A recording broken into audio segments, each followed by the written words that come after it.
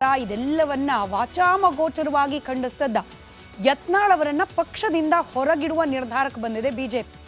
6 ವರ್ಷಗಳ ಉಚ್ಚಾಟನೆ ಆ ಮೂಲಕ ಯತ್ನಾಳ್ ಅವರಿಂದ ಪಕ್ಷಕ್ಕೆ, ಪಕ್ಷದ ನಾಯಕರ ನಿರ್ಧಾರಕ್ಕೆ ಆಗ್ತಾ ಇದ್ದ ಮುಜುಗರದಿಂದ ತಪ್ಪಿಸಿಕೊಳ್ಳುವ ಪ್ರಯತ್ನ ಮಾಡಿದೆ ಬಿಜೆಪಿ ಪಾಳೆ.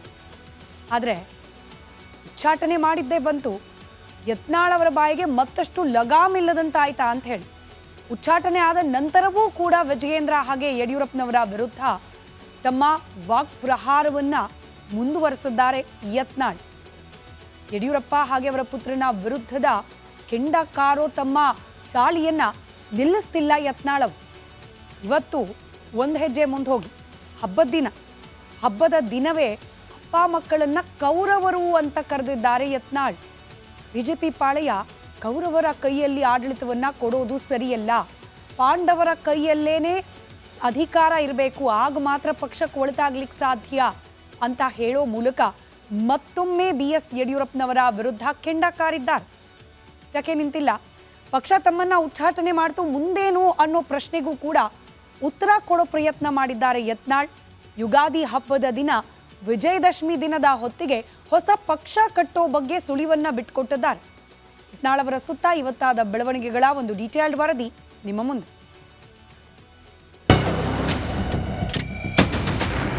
ಈ ಕೌರವರ ಹತ್ತೇನ ಯಡಿಯೂರಪ್ಪ ಅದಾನ, ಅವನ್ನ ತೆಗೆದು ಪಾಂಡವರ ಕೈಗೆ ಮತ್ತೆ BJP ಕೊಟ್ಟರೆ ನಾವು ಅಲ್ಲೇ ಇರ್ತೀವಿ, ಇಲ್ಲ ನಾವು ಕೌರವರ ಕೈಗೆ ಇರ್ತೀವಿ ಅಂದ್ರೆ ಮುಂದಿನ ನಿರ್ಣಯ ಅವಾಗ ವಿಜಯದಶಮಿ ಮಾಡ್ತೀವಿ. ಕೇಸರಿ ಸೇನೆ ವಿರುದ್ಧ ಹಿಂದೂ ಹುಲಿ ಕದನ, ಹೊಸ ಪಕ್ಷ ಕಟ್ಟಲು ಯತ್ನಾಳ್ ತೀರ್ಮಾನ.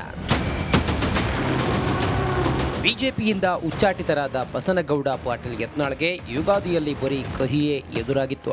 ಆದರೂ ಹಬ್ಬದ ಮಧ್ಯೆ ಕಾರ್ಯಕರ್ತರಿಗೆ ಸಿಹಿ ಸುದ್ದಿ ನೀಡಲು ಮುಂದಾಗಿದ್ದಾರೆ. ತಮ್ಮ ಕಾರ್ಯಕರ್ತರಿಗೆ ಹಿಂದುತ್ವದ ಹಿನ್ನೆಲೆಯುಳ್ಳ ಹೊಸ ಪಕ್ಷ ಸ್ಥಾಪನೆ ಬಗ್ಗೆ ಮಾಹಿತಿ ನೀಡಿದ್ದಾರೆ. ವಿಜಯದಶಮಿಗೆ ಯತ್ನಾಳ್ ಹೊಸ ಪಕ್ಷ. ಹಿಂದೂ ನಾಯಕರನ್ನ ಇವತ್ತು ಮೂಲಿ ಗುಂಪು ಮಾಡುವಂಥದ್ದೇನು ಕುತಂತ್ರ ಈ ಯಡಿಯೂರಪ್ಪ ಕುಟುಂಬ ಮಾಡಕತ್ತದೆ. ಇದು ಜನಾಭಿಪ್ರಾಯ, ಹೊಸ ರಾಜಕೀಯ ಒಂದು ಹುಟ್ಟು ಆಗಲಿ ಕರ್ನಾಟಕದಲ್ಲಿ ಅಭಿಪ್ರಾಯ ಬಂದರೆ 100ಕ್ಕೆ 100 ನಾವು ಬರುವ ವಿಜಯದಶಮಿ ದಿವಸ ಹೊಸ ಒಂದು ರಾಜಕೀಯ ವ್ಯವಸ್ಥೆ ಕರ್ನಾಟಕದಲ್ಲಿ ನಾವು ಉದ್ಘಾಟನೆಯನ್ನು ಮಾಡ್ತೀವಿ. ಸರ್, ನಿಮ್ಮ ಟೀಮಲ್ಲಿ ಯತ್ನಾಳ್ ಪಕ್ಷ ಕಟ್ಟಲು ದೇಣಿಗೆ ಕೊಡ್ತಾರೆ. ವಿದೇಶಗಳಿಂದ ಸಹ ಇವತ್ತು ನನಗೆ ಕರೆ ಬರ್ತಾ ಇದೆ, ಫೋನ್ ಬರ್ತಾ ಇವೆ, ನೀವು ಒಂದು ಪಕ್ಷ ಕಟ್ಟಿ ಹಣ ನಾವು ಕೊಳ್ಳಕ್ಕೆ ರೆಡಿ ಇದ್ದೀವಿ. ನೀನೇ ನಾನು ಶನಿದೇವರ ಒಂದು ದೇವಸ್ಥಾನದಲ್ಲಿದ್ದಾಗ ಬೆಂಗಳೂರಿನವರೊಬ್ಬರು ಬಂದು, ಅವರು ಎಲ್ಲಿ ಅಂದರೆ ಪ್ರಹ್ಲಾದ್ ಜೋಶಿ ಅವರು ಏನು ಅಪಾರ್ಟ್ಮೆಂಟ್ ಇದೆ ಬೆಂಗಳೂರಿನಲ್ಲಿ, ಅದರ ಪಕ್ಕದಲ್ಲಿ ಇರುವಂಥವ್ರು. ಅವ್ರು ಹೇಳಿದ್ರು, ಯತ್ನಾಳ್ರೆ ನೀವು ಒಂದು ಹೊಸ ಪಕ್ಷ ಕಟ್ಟ್ರಿ, ನಾನು ಮೊದಲನೇ 11 ಲಕ್ಷ ರೂಪಾಯಿ ನಿಮಗೆ ಪಕ್ಷ ಕಟ್ಟಲಿಕ್ಕೆ ಕೊಡ್ತೀನಿ ಅಂತ. ಹಿಂಗೆ ದೇಣಿಗೆಯಾಗಿ ಜನ ಕೊಡ್ಕೊಳ್ಳಿಕ್ಕೆ ತಯಾರಾಗ್ತಾ ಇದ್ದಾರೆ. ನಾನು ಯಡಿಯೂರಪ್ಪ ಕಡು ವಿರೋಧಿ. ಭಾರತೀಯ ಜನತಾ ಪಾರ್ಟಿಯ ತತ್ವ ಸಿದ್ಧಾಂತಗಳ ವಿರುದ್ಧ ನಾವು ಮಾತಾಡಲ್ಲ, ಅಥವಾ ಭಾರತೀಯ ಜನತಾ ಪಾರ್ಟಿ ಅಧಿಕೃತ ಅಭ್ಯರ್ಥಿ ವಿರುದ್ಧ ರಾಜ್ಯಸಭೆಯಲ್ಲಿ ವಿಧಾನ ಪರಿಷತ್ನಲ್ಲಿ ವೋಟ್ ಹಾಕಿಲ್ಲ. ನಾನೊಬ್ಬ ಕಾಂಗ್ರೆಸ್ ಅಥವಾ JDSನ ರಾಜಕೀಯ ಸಭೆಗಳಿಗೆ ಹೋಗಿಲ್ಲ. ಅವ್ರ ಜೊತೆಗೆ ಯಾವುದೇ ರೀತಿ ಕಾಂಗ್ರೆಸ್ನವ್ರ ಜೊತೆಗೆ ನಾವು ಯಾವುದೇ ರೀತಿ ಇವತ್ತು ಅವ್ರ ಸಭೆಗೆ ಹೋಗೋದು, ಅವ್ರ ಜೊತೆಗೆ ನಾವು ಕಾಣಿಸೋದು, ಅಥವಾ ಕಾಂಗ್ರೆಸ್ನ ನಾಯಕರ ಜೊತೆಗೆ ನಾವು ಇವತ್ತು ಔತಣ ಕೊಟ್ಟಕ್ಕೆ ಹೋಗೋದು ಮಾಡಿಲ್ಲ. ಹಾಗಾದ್ರೆ ನಾ ಹೆಂಗೆ ಪಕ್ಷ ವಿರೋಧಿ ಆಗ್ತೀನಿ? ನಾ ಯಡಿಯೂರಪ್ಪ ವಿರೋಧ ಇದ್ದೇನೆ. ಉತ್ತರ ಕರ್ನಾಟಕಕ್ಕೆ ಯಡಿಯೂರಪ್ಪ ದ್ರೋಹ. ಯಡಿಯೂರಪ್ಪ ಈ ರಾಜ್ಯದ ಉತ್ತರ ಕರ್ನಾಟಕ ಜನರಿಗೆ ದೊಡ್ಡ ಮೋಸ ಮಾಡಿದ್ದಾರೆ. ನೀರಾವರಿಯಲ್ಲಿ ಮೋಸ ಮಾಡಿದ್ರು, ನನ್ನ ಕ್ಷೇತ್ರಕ್ಕೆ ಮೋಸ ಮಾಡಿದ್ರು, ನಮ್ಮನ್ನ ನೈತಿಕವಾಗಿ ತುಳಿಲಾಕ ಪ್ರಯತ್ನ ಮಾಡಿದ್ರು, ಕೇವಲ ತನ್ನ ಮಗನೂ ಸಲ. ಅದಕ್ಕೆ ನಾವು ವಿರೋಧ ಇದ್ದೀವಿ ಹೊರತು ಇವತ್ತಿಗೂ ಸಹ ನಾವು ಭಾರತೀಯ ಜನತಾ ಪಾರ್ಟಿ ನಮ್ಮ ತಾಯಿಯ ತಿಳ್ಕೊಂಡಿದ್ದೀವಿ. ಲೋಕಸಭೆ ಸೋಲಿಗೆ ಯಡಿಯೂರಪ್ಪ ಕಾರಣ. ಕಲ್ಯಾಣ ಕರ್ನಾಟಕ, ಹೈದರಾಬಾದ್ ಕರ್ನಾಟಕ, ಈ ಕಲ್ಯಾಣ ಕರ್ನಾಟಕ ಒಂದು ಸೀಟ್ ಬರಲಿಲ್ಲಲ್ಲ BJP. ಅಲ್ಲಿ ಡಾಕ್ಟರ್ ಉಮೇಶ್ ಜಾಧವ್ನ ಸೋಲಿಸ್ಲಿಕ್ಕೆ ನೀವು ಏನು ಮಾಡಿದ್ರಿ ಅನ್ನೋದು ಸತ್ಯ. ಭಗವಂತ ಖೂಬಾನ್ ಸೋಲಿಸ್ಲಿಕ್ಕೆ ಏನು ಮಾಡಿದ್ರಿ, ರಾಯಚೂರಿನಲ್ಲಿ ಸೋಲಿಸ್ಲಿಕ್ಕೆ ಏನು ಮಾಡಿದ್ರಿ ನೀವು. ಇದರಲ್ಲಿ ನಮ್ಮ ದಾವಣಗೆರೆ ಯಾರು ಯಡಿಯೂರಪ್ಪಗೆ ಡೀಸೆಲು ಪೆಟ್ರೋಲ್ ಹಾಕಿ ಇವ್ರಿಗೆ ಖರ್ಚಿಗೆ ಕೊಟ್ಟಂಥ ಆ ಕುಟುಂಬ, ಮಲ್ಲಿಕಾರ್ಜುನಪ್ಪ ನನ್ನ ಜೊತೆಗೆ MP ಇದ್ದರು, ಆ ಕುಟುಂಬಕ್ಕೆ ಮೋಸ ಮಾಡಿ ನಿಮ್ಮ ಹಿಂದಿರುವ ಕೆಟ್ಟ ಚೀಲಗಳನ್ನು ಬಿಟ್ಟು ಇವತ್ತು ನೀವು ನಮ್ಮ ಸಿದ್ದೇಶ್ವರರ ಪತ್ನಿಯರನ್ನು ಸೋಲಿಸಿದ್ರಿ. BS ಯಡಿಯೂರಪ್ಪ ಓರ್ವ ಕೌರವ. ಅರ್ಜುನ ಆ ಬನ್ನಿ ಗಿಡದಂದು ಸಸಾರಸ ತೆಗೆದು ಮಹಾಭಾರತ ಪ್ರಾರಂಭ ಆಯಿತು.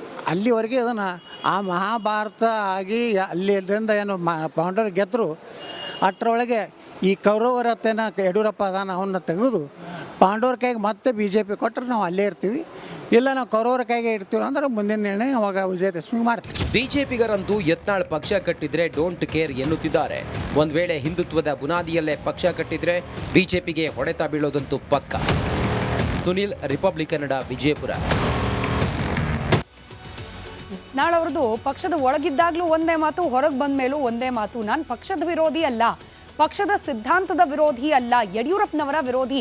ಯಡಿಯೂರಪ್ಪನವರ ವಿರೋಧಿ ಅಂದ ಮಾತ್ರಕ್ಕೆ ಪಕ್ಷದ ವಿರೋಧಿ ಅಂತ ಆಗೋದಿಲ್ಲ.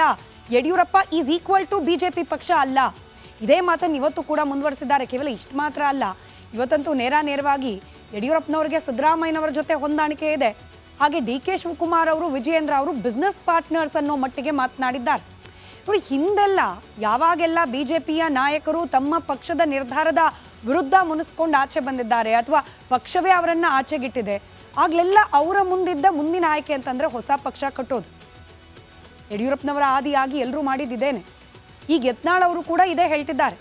ವಿಜಯದಶಮಿವರೆಗೆ ನಾವು ಸಮಯ ಕೊಡ್ತೀವಿ, ಅಷ್ಟರ ಒಳಗಡೆ ನನ್ನನ್ನು ಉಚ್ಚಾಟನೆ ಮಾಡೋ ನಿರ್ಧಾರವನ್ನು ವಾಪಸ್ ತಗೊಂಡು ಅಪ್ಪ ಮಕ್ಕಳ ಕೈಯಲ್ಲಿರುವ ಅಧಿಕಾರವನ್ನು ಬೇರೆಯವ್ರ ಕೈಯಲ್ಲಿ ಕೊಟ್ಟರೆ ಸರಿ, ಇಲ್ಲದೆ ಹೋದರೆ ಹೊಸ ಪಕ್ಷ ಕಟ್ತೇನೆ ಅನ್ನೋದು ಯತ್ನಾಳ್ ಅವರ ಮಾತು. ಕೇವಲ ಯತ್ನಾಳ್ ಅವರು ಮಾತ್ರ ಅಲ್ಲ, BJPಯ ಅನೇಕ ಹಿಂದಿನ ನಾಯಕರ ಉದಾಹರಣೆ ಗಮನಿಸ್ತಾ ಬಂದರೆ ಮತ ವಿಭಜನೆ ಮಾಡೋದ್ರಲ್ಲಿ BJPಗರು ಪಂಟರ್. ಯಡಿಯೂರಪ್ಪನವರು ಮುನಿಸ್ಕೊಂಡ್ರು, ಆಚೆ ಹೋದ್ರು, ಹೊಸ ಪಕ್ಷ ಕಟ್ಟಿದ್ರು, BJPಯ ಓಟ್ ಸ್ಪ್ಲಿಟ್ ಆಯಿತು. ಈಶ್ವರಪ್ಪನವ್ರದ್ದು ಅದೇ ಕತೆ. ಇದರ ಜೊತೆಯಲ್ಲಿ ನಾವು ಜನಾರ್ದನ್ ರೆಡ್ಡಿ ಅವ್ರದ್ದು ಅದು ಅದೇ ಕತೆ. ಈಗ ಯತ್ನಾಳ್ ಅವರು ಇನ್ ಕೇಸ್ ಏನಾದರೂ ಹೊಸ ಪಕ್ಷ ಕಟ್ಟಿದ್ರು ಅಂತಾದರೆ ಆಗೋದೇನು? ಮತ್ತದೇ ಕತೆ, ಓಟ್ ಸ್ಪ್ಲಿಟ್. BJPಯ ಓಟ್ ಬ್ಯಾಂಕ್ನಲ್ಲೇನೆ ಡಿವಿಷನ್ ಆಗತ್ತೆ. ಇದೇ BJPಗೆ ಸದ್ಯಕ್ಕೆ ಯತ್ನಾಳ್ ಅವರ ಬಗ್ಗೆ ಭಯ ಹುಟ್ಟಲಿಕ್ಕೆ ಕಾರಣವಾಗಿರು.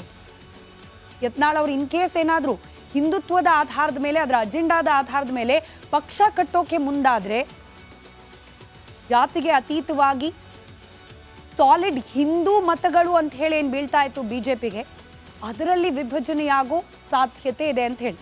ನೋ ಡೌಟ್, ಸದ್ಯಕ್ಕೆ ಹತ್ತಿರದಲ್ಲಿ ಯಾವುದೂ ಚುನಾವಣೆ ಇಲ್ಲ, ಆದರೆ ಪಕ್ಷ ಸಂಘಟನೆಯ ದೃಷ್ಟಿಯಲ್ಲೂ ಕೂಡ ಇದು ಚಾಲೆಂಜ್ ಆಗ್ತಾ ಹೋಗುತ್ತೆ. ಹಿಂದುತ್ವದ ಆಧಾರದ ಮೇಲೆ ಪಕ್ಷ ಸಂಘಟನೆಯನ್ನ ಮಾಡಲಿಕ್ಕೂ ಕೂಡ ಇನ್ನು ಮುಂದೆ ಕಷ್ಟ ಆಗ್ತಾ ಹೋಗುತ್ತೆ ಇನ್ ಕೇಸ್ ಯತ್ನಾಳ್ ಅವರು ಹೊಸ ಪಕ್ಷ ಕಟ್ಟಲಿಕ್ಕೆ ಮುಂದಾಗಿದ್ದು ನಿಜವೇ ಆದ್ರೆ. ಅದರಲ್ಲೂ BJP ಪಕ್ಷಕ್ಕೆ ಕರ್ನಾಟಕದ ಮಟ್ಟಿಗೆ ಪ್ರಾದೇಶವಾರು ನಾವು ಗಮನ ಹರಿಸ್ತಾ ಹೋದರೆ ಬಹುದೊಡ್ಡ ಸವಾಲು ಅಂತಿರೋದು ಉತ್ತರ ಕರ್ನಾಟಕ ಭಾಗ. ಹಳೆ ಮೈಸೂರು ಭಾಗದಲ್ಲಿ ಹಾಗೆ ಮಧ್ಯ ಕರ್ನಾಟಕ ಭಾಗದಲ್ಲಿ ಸಿಕ್ಕಷ್ಟು ಪ್ರಬಲವಾದ ಓಟ್ BJP ಪಕ್ಷಕ್ಕೆ. ನಾನು ಹೇಳ್ತಿರೋದು ಸ್ಥಳೀಯವಾಗಿ ಆಯಾ ನಾಯಕರಿಗೆ ಓಟ್ಗಳು ಸಿಕ್ಬಿಡುತ್ತೆ. ಆದರೆ ಇಡಿಯಾಗಿ ಉತ್ತರ ಕರ್ನಾಟಕ ಭಾಗ ಅಂತ ಕಂಡಾಗ, ಕಳೆದ ವಿಧಾನಸಭಾ ಚುನಾವಣೆಯನ್ನೇ ದೃಷ್ಟಿಯಲ್ಲಿಟ್ಟು ನೋಡಿದಾಗ ನಮಗೆ BJPಗೆ ಈಗಲೂ ಕೂಡ ಬ್ಯಾಕ್ ಫುಟಲ್ಲೇ ಇದೆ BJP. ಅದರಲ್ಲೂ ಯತ್ನಾಳ್ ಅಂತ ನಾಯಕರು ಪಕ್ಷದಿಂದ ಹೊರಗೆ ಬಂದ್ಬಿಟ್ರೆ ಉತ್ತರ ಕರ್ನಾಟಕ ಭಾಗದಲ್ಲಿ BJPಯ ಸಂಘಟನೆ ಹಾಗೆ ಮುಂದಿನ ದಿನಗಳಲ್ಲಿ ಚುನಾವಣೆ ಸಂದರ್ಭದಲ್ಲಿ ಓಟ್ ಗಳಿಕೆಗೆ ಮಾರಕವಾಗುವ ಸಾಧ್ಯತೆಯೇ ಇದೆ. ಸಮುದಾಯವಾರು ಯೋಚನೆ ಮಾಡಿದಾಗಲೂ ಕೂಡ ಪಂಚಮಸಾಲಿ ಲಿಂಗಾಯತ ನಾಯಕ ಯತ್ನಾಳ್, ಹೀಗಾಗಿ ಲಿಂಗಾಯತ ಓಟ್ಗಳು ಕೂಡ ಸ್ಪ್ಲಿಟ್ ಆಗೋ ಸಾಧ್ಯತೆ ಇದೆ. ಒಂದು ವೇಳೆ ಯತ್ನಾಳ್ ಅವರು ಹಿಂದೂ ಪಕ್ಷವನ್ನು ಕಟ್ಟಿದ್ರೆ, ಹಿಂದುತ್ವದ ಐಡಿಯಾಲಜಿ ಆಧಾರದ ಮೇಲೆ ಪಕ್ಷವನ್ನು ಕಟ್ಟಿದ್ರೆ ಉತ್ತರ ಕರ್ನಾಟಕದಲ್ಲಿ BJPಯ ಮತ ವಿಭಜನೆ ಆಗೋದು ಫಿಕ್ಸ್, ಪಂಚಮಸಾಲಿ ಮತಗಳ ವಿಭಜನೆ ಆಗೋದು ಕೂಡ ಬಹುತೇಕ ಫಿಕ್ಸ್. ಬಸನಗೌಡ ಯತ್ನಾಳ್ ಮೊದಲೇ ಹಿಂದೂ ಹುಲಿ ಅಂತ ಹೇಳಿ ಖ್ಯಾತರಾಗಿದ್ದಾರೆ. ಹಿಂದೂ ಮತಗಳು ಹೀಗಾಗಿ ವಿಭಜನೆಯಾಗೋದು ಬಹುತೇಕ ಫಿಕ್ಸ್. ಇದೇ ಕಾರಣಕ್ಕೆ ಯತ್ನಾಳ್ ಬಗ್ಗೆ ಇದೀಗ BJPಗೆ ಆತಂಕ ಶುರುವಾಗಿದೆ.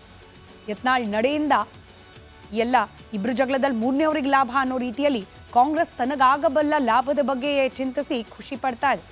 ಕಾದ್ ನೋಡೋಣ, ನಿಜವಾಗ್ಲೂ ಯತ್ನಾಳ್ ಅವರು ಹೊಸ ಪಕ್ಷ ಕಟ್ತಾರಾ ಅನ್ನೋ